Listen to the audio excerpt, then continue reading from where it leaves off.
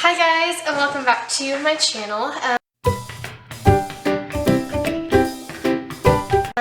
My name is Cassie Ray, and I run the blog and podcast and everything like that, Honestly Bear, and I'm so excited that you guys are here. So this is one of my wedding series. There's going to be a whole wedding series about planning, educating yourself about engagement, and the whole entire engagement series is going to be happening. And I am not at all a guru in any section of this. Hold on, my mom's calling. So this engagement series is all going to be upon how to plan, how to save, and how to basically just spiritually and mentally prepare yourself for marriage. I am not at all an expert in any of these areas. I am just talking off of my own experience. So take that with what you will.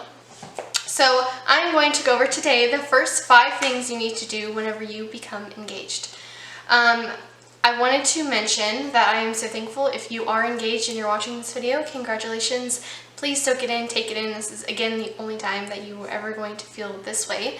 I also wanted to mention that I am engaged as well, and so we're going through this together. So these are going to be going in the order in which I learned them in and all the things like that. So the very first thing that I would recommend doing is creating a new email of just a wedding email. So you can do the last name wedding@gmail.com or yahoo.com, hotmail.com, whatever you want. Just create the first email that is separate from you and your fiance and your parents' email, all the things like that.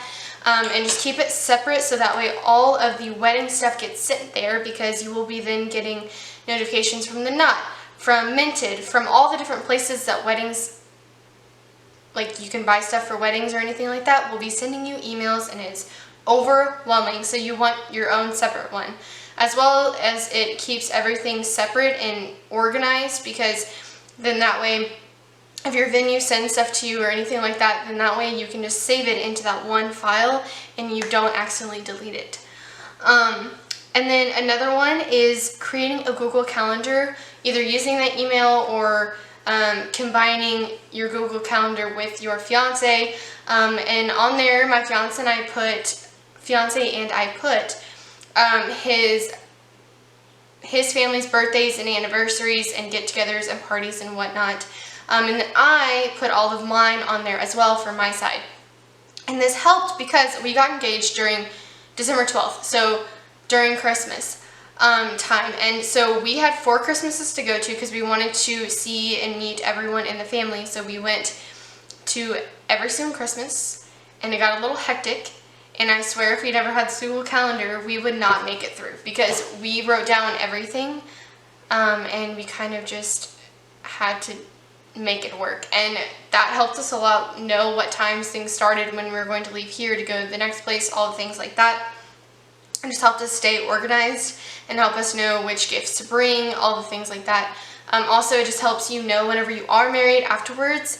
It helps you kind of know what anniversaries are and all the things like that, so that way throughout your whole time of engagement. So our engagement is a full year, and so we were able to then tell people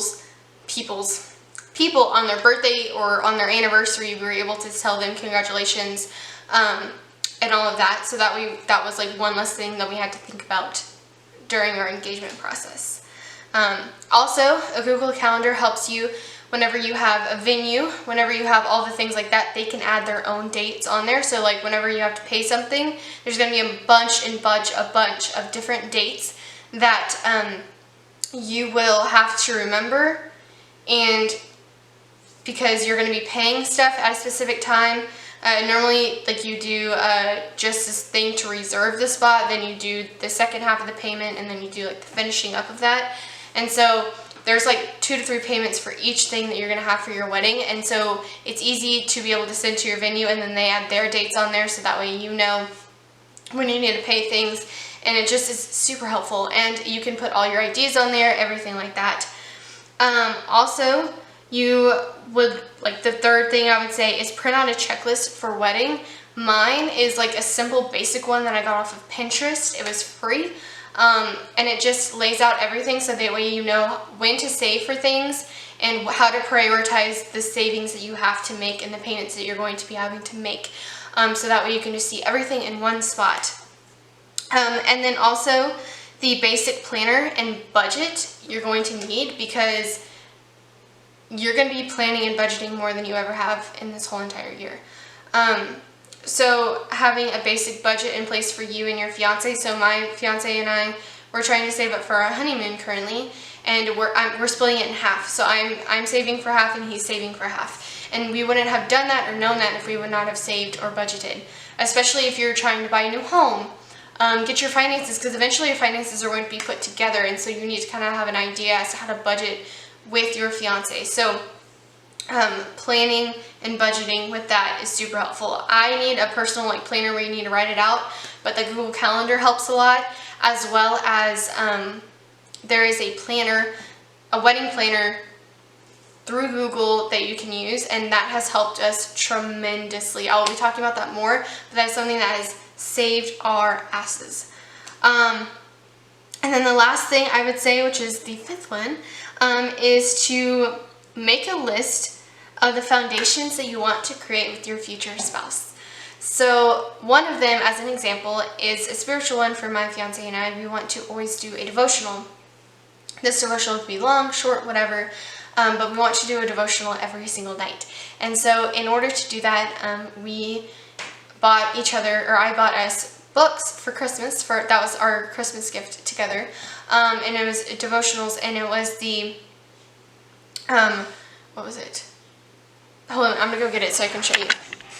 Okay, so this is a book that we use. It is the Love Language Minute devotional for 1 year. Since our engagement is 1 year, I thought it would be perfect, so that we would have 1 year of devotionals, so that way we would get in the habit of it, and we would then be able to have other ideas, because we wanted to learn as much as we could together about each other before we got married. Obviously, there's always some things that you're going to continue to learn about your spouse, but we wanted to just learn as much as we could during this engagement process. And so I got us this devotional as part of that, and we took an Enneagram test, and we took the 5 love language tests, because that's what this correlates with, and it was just super helpful. A link to this book will be down in the description box below. It always is, so that way you can go and see it.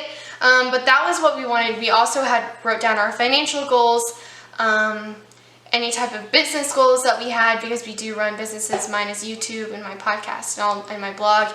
His is his own company that he runs. And so we kind of wrote down everything that we wanted to accomplish, the things are in our future, the foundations that we wanted to start in our engagement, so that way during our marriage we were able to just follow through with those as well and get used to doing that. But it could be date night, it could be, or affordable date nights, it could be different things like that, to where in marriage you're going to end up wanting to do that. And so learning to create those foundations now is going to help you in your marriage later, and writing those down so that way you know what you two are working towards is something that's super important. So I just wanted to share that with you.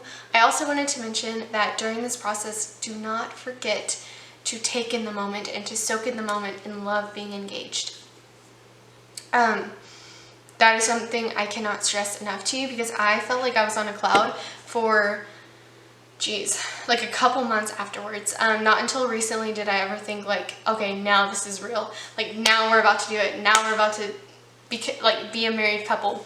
But all the way up and leading until then, I did not think that at all, and it was so difficult for me to be okay, you're actually gonna get married to this guy. You're getting married. You need to enjoy it, all the things like that. And so I just wanted to mention that. So yeah. I hope that this was super helpful. I don't know if it was, but I am creating this series because I wanted some more direction in my engagement process, and so I want to be able to give that to you. This is as if I was talking to a friend, a family member, anyone that needs more information about engagement and how to take the full potential out of engagement. And so this is just my own engagement series that I'll be doing with you guys. I hope that you enjoy it, and it will be a lot of financial tips as well. So that is just some things that I wanted to mention.